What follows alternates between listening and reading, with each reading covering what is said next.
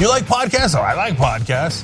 Get the TYT podcast. Get the whole show and TYT interviews and old school and aggressive, progressive. So many wonderful TYT shows. No ads. Become a member right now. TYTnetwork.com/join. Bibbidi bobbidi drop it.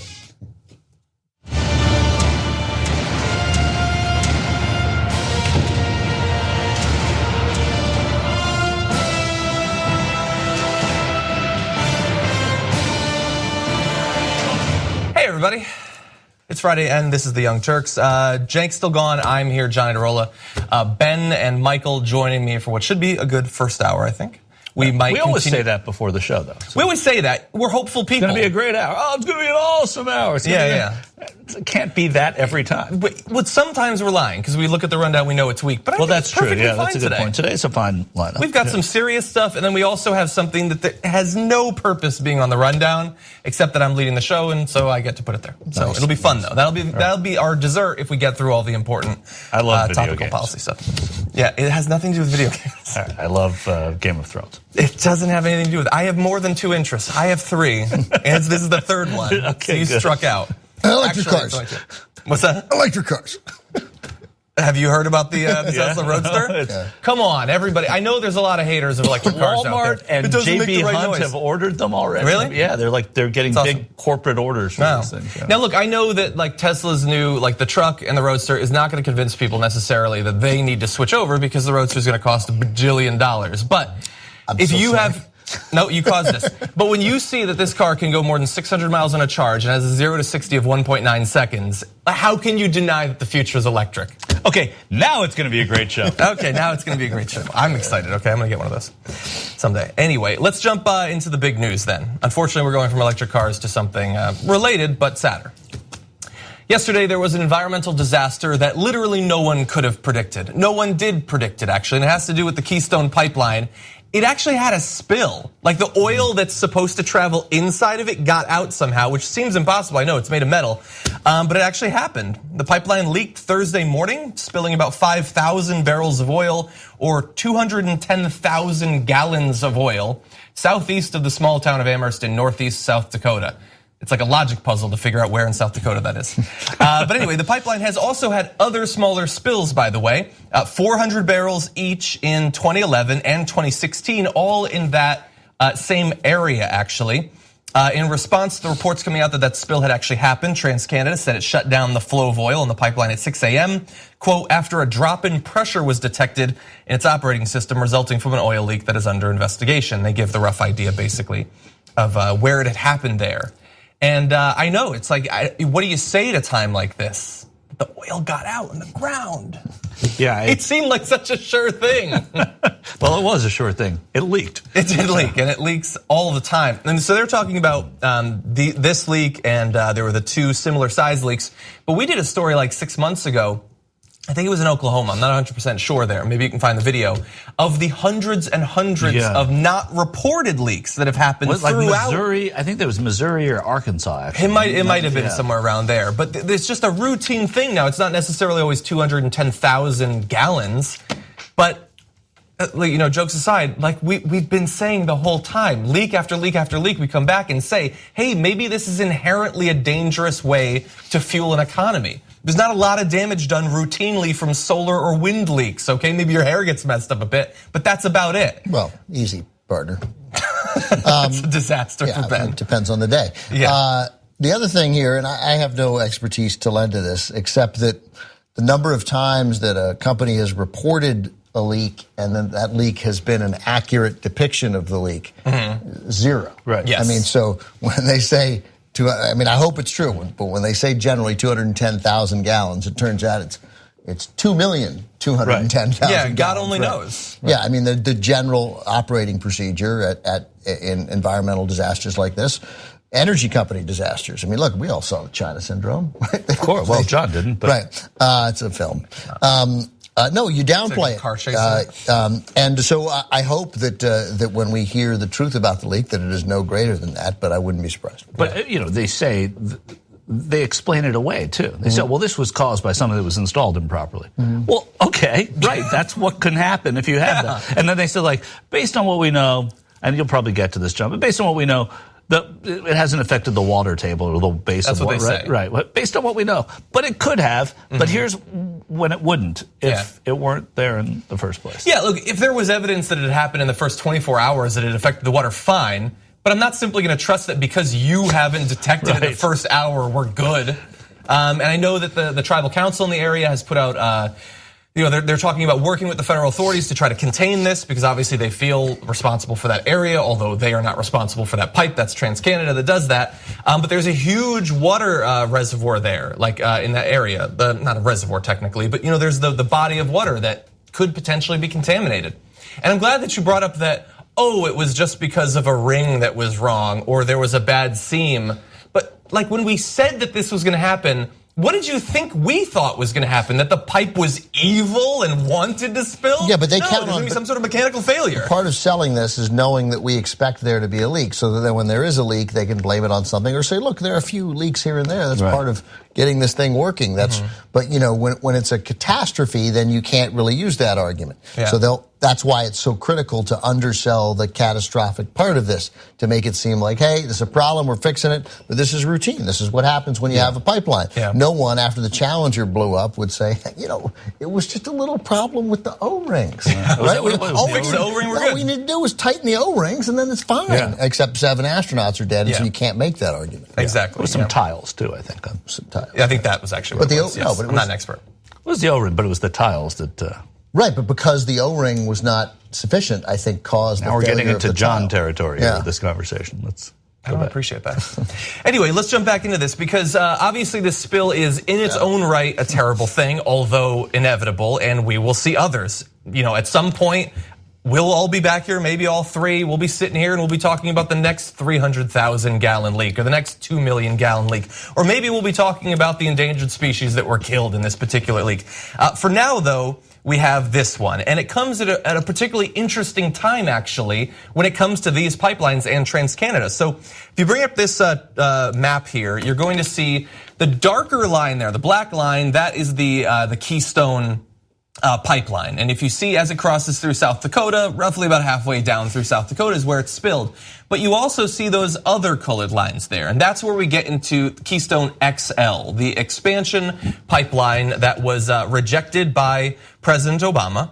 And what's interesting about that is, although after his election, President Trump issued an executive order to clear obstacles so that could be made, it's not just up to him. Actually, TransCanada still needed a permit from an independent 5-person Nebraska Public Service Commission at some point in the future. Actually, it turns out it's just in the next couple of days. They're going to be ruling on this in just a few days to see whether Keystone XL should actually go forward. Look, I do not like people who speculate without knowing, and I know nothing about this. But man, given the timing, right? It just reminded me when I read this the first time that given the timing, the incentive to lie and to undersell the leak is overwhelming right now. I thought you were going to predict like sabotage. But I don't think you can undersell this leak. I mean, the mere fact that there was a leak that spilled 210,000 gallons of oil, I think should be enough for a commission that, by the way, was already, they weren't just behind this Keystone thing entirely. You pointed out that President Obama, blocked it and but he didn't really mean it. Right. And that's why Trump, of course, didn't. But also Secretary Clinton, when she was running for president, said finally, even though a lot of people didn't buy it at first, that she was not in favor of the pipeline. And so, when pressed, she didn't come out against it. What's that? They're the same. They're the same, right? Yeah, of course they are. They're exactly the same. Never mind. So it doesn't matter. Okay, let's get back to the pipeline. Yeah. So, you're right. Sorry, we got a tragedy here, people. Okay, so they're considering the possibility of finally approving that the XL expansion to this pipeline, which is a problem not just because it creates more pipeline that can have fault points like this that could lead to more spills like this, but it means that overall more oil will actually be pulled out of the ground and transported and burned. And that's really one of the problems here is that the particular type of fuel that we're talking about that these pipelines are transporting is not just the normal bad for the environment fuel. It's particularly polluting and bad for you type of oil. Maybe we should leave some of it in the ground. That would be a good idea. Now the question is, After this, will there be more pressure on the Public Service Commission to shut this down? I don't know. I assume that at some point, considering that Donald Trump, I looked back and he has tweeted over the past 6 years or so about the Keystone XL pipeline, literally dozens and dozens of times. He returns this. This is long before he was running for president. He was pushing for this thing. And we can go back through just a couple of his tweets that are very particular to what happened yesterday. He said in August of 2015, if I am elected president, I will immediately approve the Keystone XL pipeline. No impact on environment and lots of jobs for US. If I remember correctly, the estimate of the number of permanent jobs that would be produced by the Keystone XL pipeline was between 40 and 45. At the time, it was described as a Denny's worth of jobs, which is great. I love Denny's and I love 36.5 jobs, but I don't know that that's necessarily merits a presidential tweet. And where he says no impact on the environment is great too, because based on what they know, John, it hasn't touched the water. Hasn't touched it, and he also said this, so sad that Obama rejected Keystone Pipeline. Thousands of jobs, good for the environment, no downside. And so, look, this comes after leaks in the Keystone pipeline. This was not like, hey, maybe everything will be rosy. They already knew that this system wasn't being properly maintained. And so, should we have any faith that he will learn from this particular leak and perhaps put some pressure on the Public Service Commission to shut it down? I sincerely doubt that at this point. I don't think we need to worry because Jeff Sessions is going to investigate these leaks and get to the bottom of it. By the way, the Kim McIntosh, environmental scientist at the South Dakota Department of Environment and National Resources, says, in describing it, says, as described, it's not a tiny leak by any means. And the last spill in the pipeline, about 400 barrels of oil in Hutchinson County in April 2016, took about 10 months to clean up. And they've had a couple of those, if I'm not mistaken, a couple of those around 400 barrels. She said this will take much, much longer than 10 months to clean up. 20 months, I can't predict whether it will take 20 months or 12 months. So even as described, a major spill. Yeah, and like you said, there's every possibility that in a few days or in a week, or 6 months, we'll find out that it was far worse. I mean, well, the president's right in one sense because the jobs that these spills create in cleaning them up, that's true, unbelievable, right? True. I mean, this is a real job boon to have this oil spill out all over the place because you need people to come in and clean it up. Yeah, look, I have to say we've been reporting on these particular pipelines for what feels like years at this point, and the massive opposition to them, I found to be inspirational for a long time. The fact that Obama was pushed to not allow the expansion, that there's been a lot of debate inside of Canada about it, that the economy is changing in ways that it became at least temporarily not profitable to do this sort of extraction. But they are rushing now. They see the day when people realize, and it becomes more economically feasible. It's already economically feasible to do solar and wind, but they see that day rapidly coming where there will be no room left in the market for them. And it's clear that they want to extract every drop of money, not oil, money that they can in the meantime. And the problem is that when you're just rushing to do it, not only are you more likely to have spills like this, but the carbon still stays in the atmosphere. It's not like, well, later we get solar and so we'll be cool in the end. It's terrible that they have such a strong champion in the White House right now during a critical period immediately preceding renewables really taking over. So, by the way, there's a great tweet you didn't read, but you pulled it up. Trump from 2012, March of 2012. Pathetic. Barack Obama did not want to veto Keystone himself, so he lobbied the Democrats in the Senate to defeat it. How's that pathetic? Yeah. I mean, it just seems like governing. Right. Yeah. No, I don't want to do it. I don't want to do it by executive order. I'm going to sort of see if we can get a consensus here. If we can get a consensus and do it legislatively. Well, at least he's not having it both ways. He's not attacking him for his executive orders. That's right. Yeah. Anyway, so unfortunate story there, but important that you know what's going on. With that, we're going to take our first break. When we come back, we're going to touch base again with the Senate version of the tax plan and the current debate over that after this. What's up, everyone? Anna, Ben, Brett. I got the BB with me, the BB gun. That's us. Yeah. The BB gun. Expect our second album out by the summer. How are you guys? I'm good. I'm all right. I've got a tickle in the back of my throat. Well, hopefully you don't get laryngitis like I did. Really? I don't know. You know, but you're coming out of it now, sort of. Yeah, but I feel like my voice is gone. Like, this is it. This is how my voice will be for the rest of my life. I don't know whether I'm able to say this in the new world that we're in, but that's very sexy. Yeah, I was thinking it, but I'm like, that's so funny. Yeah. And whether it's true, whether it's accurate or not, that's the thing to say. Is like when someone's throat is messed up, you say, "Well, now you sound sexy." But it's true because Suzanne Plachette. You know Suzanne Plachette. I do know Suzanne Plachette. She was on but she's older than you people. She was on she was Bob Newhart's wife on the original The Newhart Show, and that's what it is. And she was in The Birds with Tippi Hedren. But her voice, she'd had a dark, smoky voice. She always felt like she'd smoked 17 cigarettes right before they shot the scene. Hot. Guys too. I mean, I'm just saying, I always responded to Suzanne Plachette, and I hear it now, and so I like it. I'm gonna start a singing career. I try to say goodbye. Anyway, but all right. That needs to be clipped out. We have a show. We're about to do a show. Okay, if you guys insist. have already experienced show. But it's Friday, so I feel like my rundown's random. So sit back, relax, get ready to have some fun. I will be honest. I saw this thing. I saw this picture that is on the. Let's take this shot of me. This will help people out. But I just caught a quick glimpse of that picture. I looked over at Brett's stack, and I just thought, oh, cool. We're starting with a story about Mick Jagger. No, I'm not trying to knock her. I just saw the hair, and I was like, oh, that's Mick Jagger. Yeah, she does have like the feathered hair. Okay, well, let's get to that story because it's actually an update to something that we did earlier this week, yesterday to be exact. We need to talk about a relatively new show called the Republic, or UNFTR. As a Young Turks fan, you already know that the government, the media, and corporations are constantly peddling lies that serve the interests of the rich and powerful. But now there's a podcast dedicated to unraveling those lies, debunking the conventional wisdom. In each episode of the Republic, or UNFTR, the host delves into a different historical episode or topic that's generally misunderstood or purposely obfuscated by the so-called powers that be, featuring in-depth research, razor-sharp commentary, and just the right amount of vulgarity. The UNFTR podcast takes a sledgehammer to what you thought you knew about some of the nation's most sacred historical cows. But don't just take my word for it. The New York Times described UNFTR as consistently compelling and educational, aiming to challenge conventional wisdom and upend the historical narratives that were taught in school. For as the great philosopher Yoda once put it, you must unlearn what you have learned.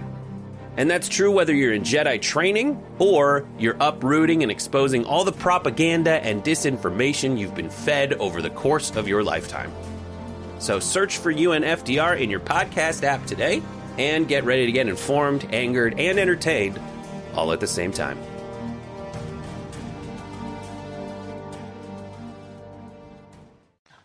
A woman who was the target of a local sheriff in Texas over her use of a bumper sticker that he did not like has now been arrested.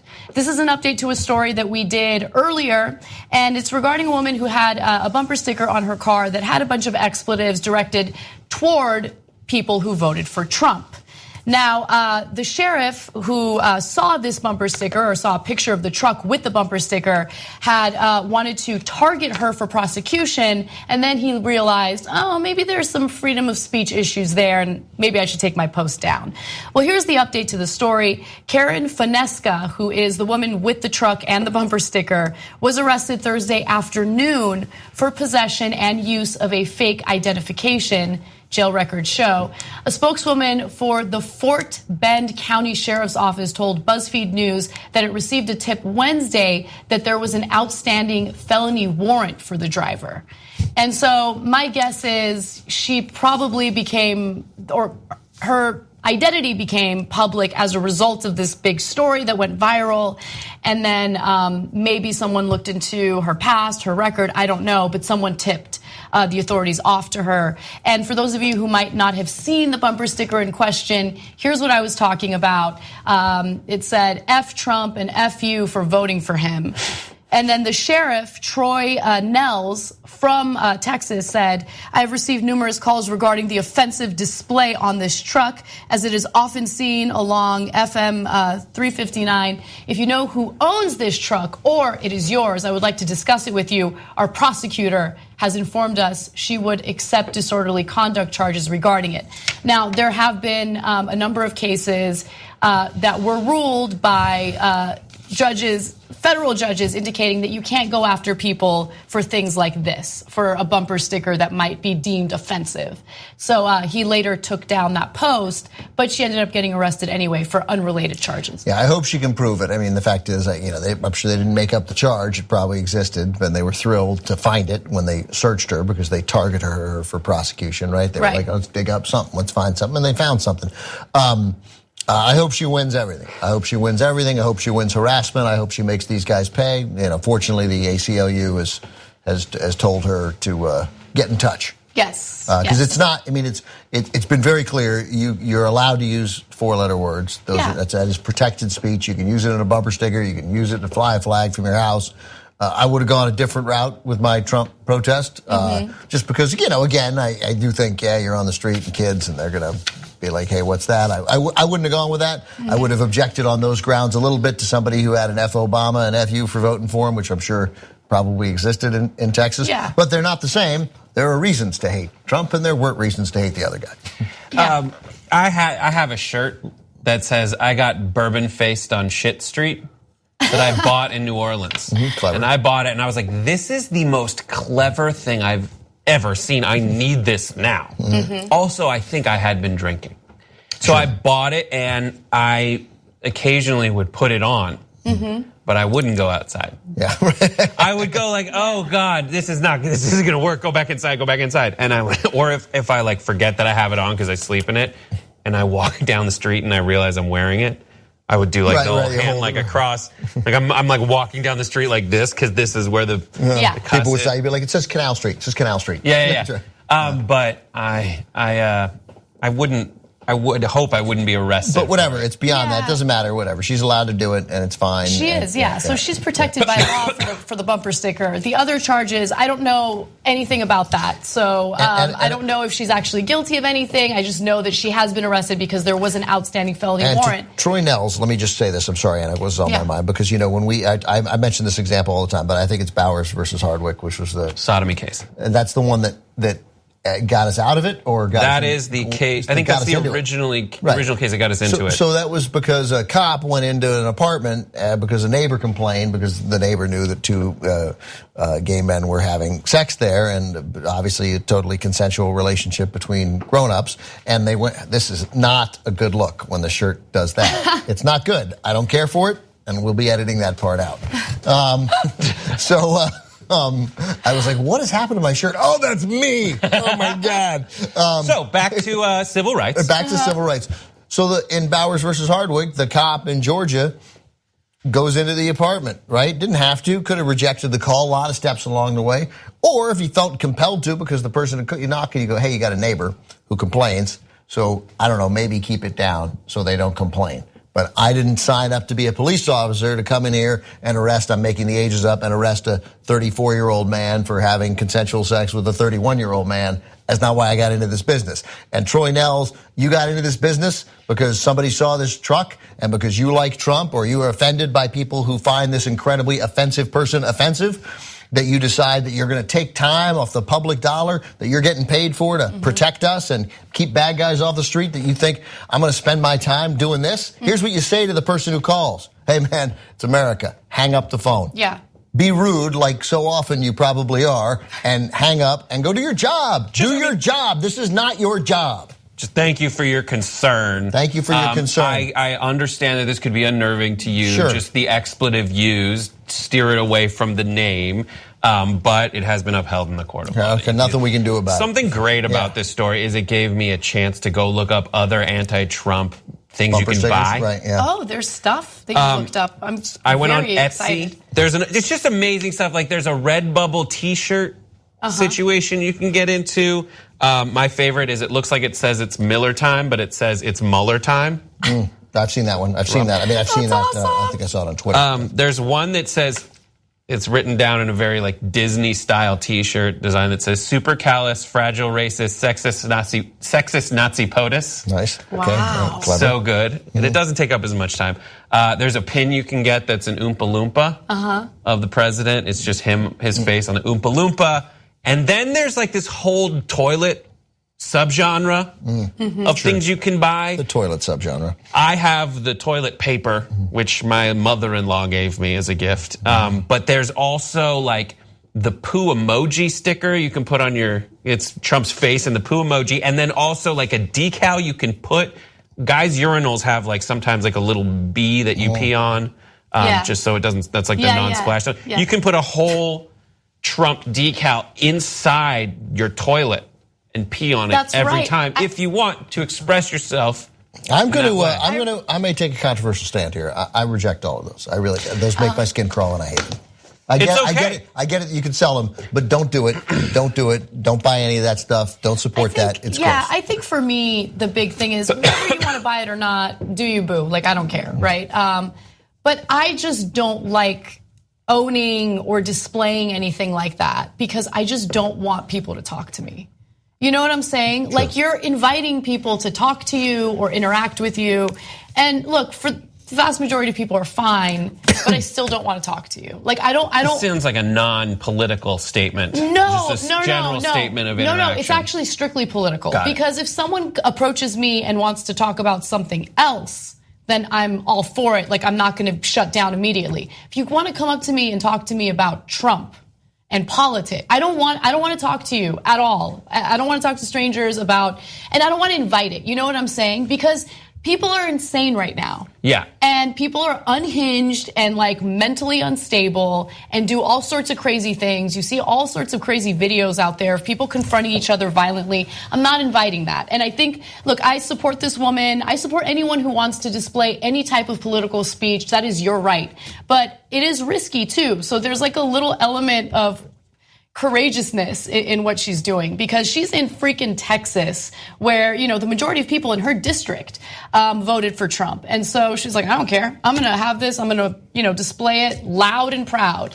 Yeah, you know, that's good. I agree with you, everything you said. And I really want to just reemphasize, though. Troy Nels, go do your job, man. Yeah. You're a sheriff's deputy. Do your job. This is not your job. Yeah.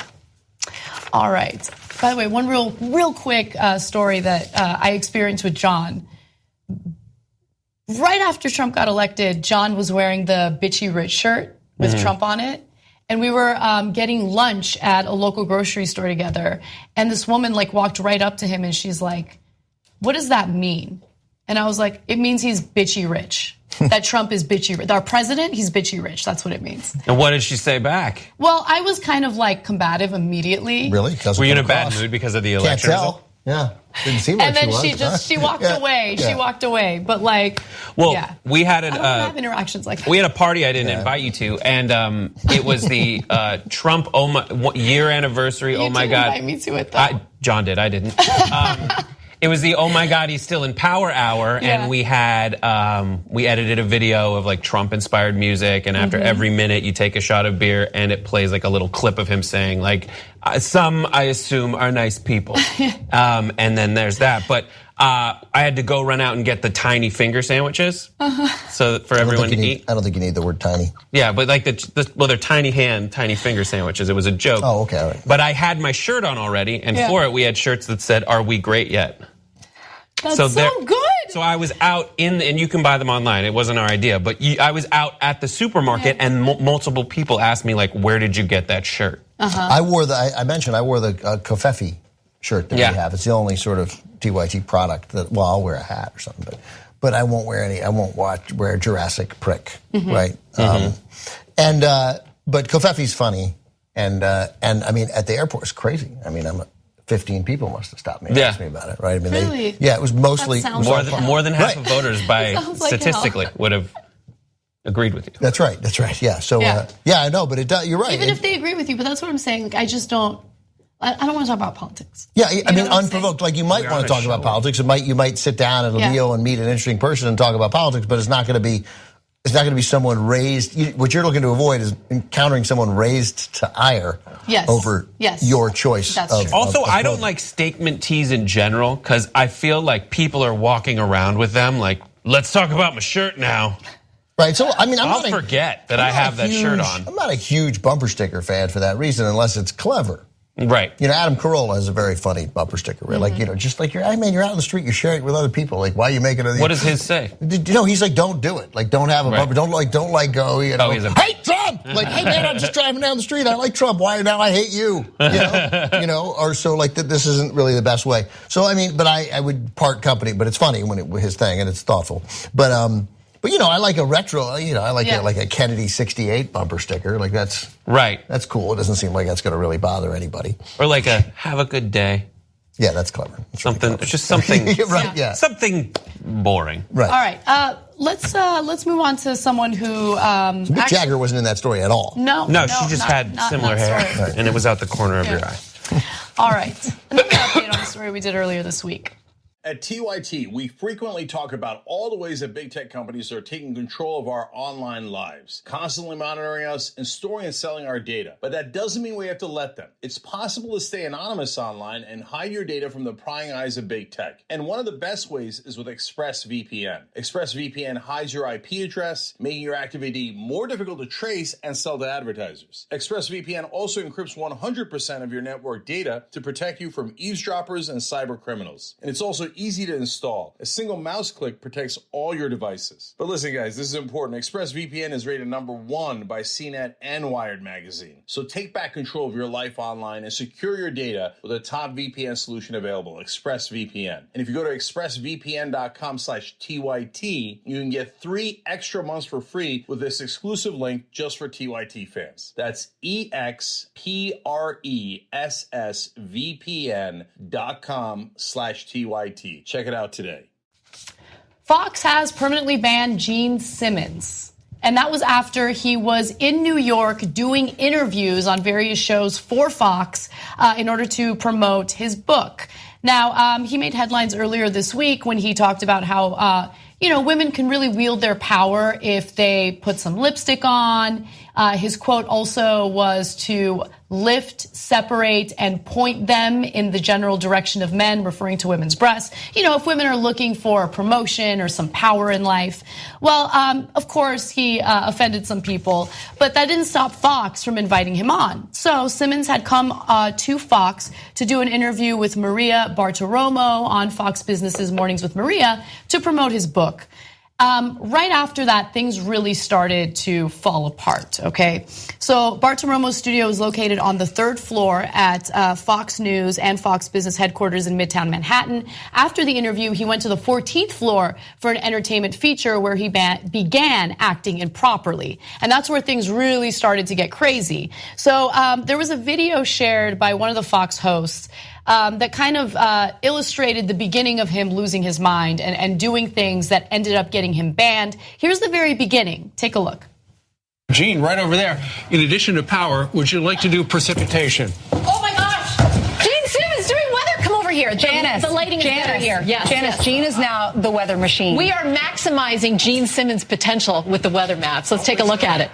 Show me. Give me some temperatures. Well, if you're in Provo, of course, why aren't you? It's 32 degrees Fahrenheit as opposed to Celsius. Now, Albuquerque, which is difficult to spell, but I know that because I used to be a 6th grade teacher, is now at 43 degrees. Okay, so there he's already kind of starting to get a little What a ham. Right, what a ham. This guy is a ham. He doesn't need to have his face painted to be entertaining.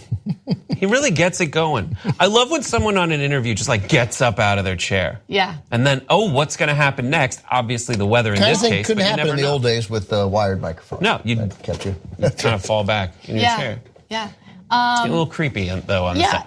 Well, this is where things started to get crazy because so far it's okay. So far it's okay. There's nothing wrong with that, but that was kind of like the beginning. Not that hard to spell Albuquerque, by the way. When in doubt, it's a U. Oh, okay. A-U. Then all of a sudden he goes into a staff meeting, barges in, interrupts it, and starts antagonizing the women in the room. He was quoted as saying, "Hey, chick, sue me." And he said that while pulling open his velvet shirt to expose his chest and stomach. He was wearing a velvet shirt. We saw it right there. Good point. Then he this started. checks out. Then he started telling Michael Jackson pedophilia jokes, because those are always fun, and then bopped 2 employees on the head with his book, making derisive comments about their comparative intelligence according to the sound their heads made when struck. This is like a lot of weird stuff is happening in the story. Good job of whoever wrote this article to use the word Lloyd. Lloyd used the word bopped. Yeah, bopped, yeah. Like, this is a story in an era of sexual misconduct reporting and sexual harassment claims where he used his term, bopped him on the head with a book. Yeah, that's what happened. So, can I chime in with something here that I know about Gene Simmons? So Gene Simmons is a huge fraud. I don't mean talent-wise. He may be talented. I don't know. Kiss isn't my bag, but I get it. People like them, and God bless them for that. Everybody's got their own taste of music. He is, I believe, threatened and wants to prove to people how smart he is. There's an interview which everybody, I hope, is probably still available. He did with Terry Gross on Fresh Air on NPR, probably like 4 or 5 years ago. And I mean, his behavior was so offensive. And I don't say offensive like I don't mind when people get offended. We don't have a right not to be offended in this country. Sometimes you're going to be offended, right? There are serious issues which we're dealing with now, but getting offended is, I don't think, one of them. But I just mean offensive to the soul. Not like we should reprimand him, just like, who is this guy? What did he say? He kept correct. First of all, I didn't know we were going to talk about it today, so I don't. But he kept using big words, probably some of them right, but some of them wrong, but in a way that was like, look at me. Like, you saw it there. I was a former 6th grade teacher. He can't let that go. He thinks he's smarter than everybody else, but but I'm telling you, he isn't. He's dumb. Gene Simmons is dumb as a post and is constantly trying to show off how bright he is, how he's your intellectual equivalent, whereas nobody cares. I don't know. Yeah. I don't go around in the rooms wondering, none of us do, thinking, oh boy, I hope people in here are my intellectual equivalent. Yeah. Right? It's not something we concern ourselves with at all. Yeah. But he wants to prove something. Has no sense of humor. None. His whole sense of humor is, outrageous. You didn't think I would do this, but I did. Put my hand right there. So I just kept thinking, wow, total fraud. Everything about this guy is fraud. My dad, God bless him, God rest his soul, used to have a great expression. He would just like analyze a story, any story that involved a Jewish person or Israel or anything. He'd read the story and then he'd go, good for the Jews or bad for the Jews. Right. And as it says here in this story, Chaim Witz is his name, and he immigrated to the U.S. in 1957. Gene Simmons, bad for the Jews. Yeah. Wow. Well, one person quoted at Fox told the Daily Beast the following: "It was pretty severe." Yeah, it's got to be bad if he's permanently banned from Fox. So I don't know what's going on in his head. He just doesn't seem like a great guy to be around. Listen to that interview sometime. Terry Gross. I'm definitely man, I mean, going if you ever if you don't appreciate Terry Gross, and I have a significant admiration for her. This is it's the thing I like to be good at is doing these interviews, and she's very good at it. And she was she did turn. She didn't like stay fully composed. She did it perfectly. Yeah. Like at some point, she was like, "What's wrong with you? Why are you talking to me this way?" Oh, by the way, I'm leaving out. He was also unbelievably sexist, like out of control sexist. So it's worth. I hope it's up somewhere. It's worth listening to. I will definitely check it out. In terms of Terry Gross's absolute professionalism and competence and his sort of outrageous simpleton behavior. This story does, the fact that he's banned from Fox, it's kind of a sign of the times. Because if this happened 2 years ago, they would have just offered him the 8 p.m. slot. Right, totally. That's right. Yeah. All right, we got to take a break. When we come back, some news stories for you guys, including pretty terrible shooting that occurred in California, a shooting that could have easily been prevented. And then later on, a bipartisan effort at gun control. A little bit of good news. Will it ever pass Senate or Congress, I should say? I'll let you know the details of that and more. Come right back. You like podcasts? Oh, I like podcasts. Get the TYT podcast. Get the whole show and TYT interviews and old school and aggressive, progressive. So many wonderful TYT shows. No ads. Become a member right now. TYTnetwork.com/join. Thanks for listening to the full episode of The Young Turks. Support our work, listen ad-free, access members-only bonus content, and more by subscribing to Apple Podcasts at apple.co/TYT. I'm your host, Cenk Uygur, and I'll see you soon.